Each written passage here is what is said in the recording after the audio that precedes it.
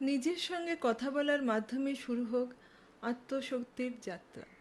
আমরা প্রায়ই নিজেদের কথা শুনতে ভুলে যাই। জীবনের দৌড়ঝাঁপ, মানসিক চাপ, ডিপ্রেশন, অ্যাংজাইটি আর অজানা উদ্বেগের মধ্যে আমরা নিজেদের যত্ন নেওয়াই ভুলে গেছি। তাই আজ একটা সহজ টিপস আপনাদের সাথে আলোচনা করি। আয়নার সামনে দাঁড়িয়ে নিজের সঙ্গে একটু কথা বলুন।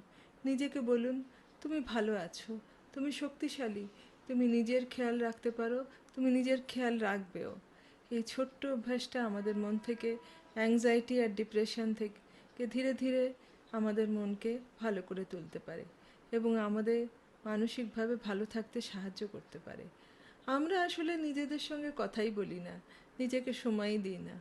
তাই আজ থেকে আমরা নিজেকে ভালো রাখবার কথা একটু ভাববো। ভালো থাকবেন সবাই। আবার আপনাদের সাথে দেখা হবে। নমস্কার।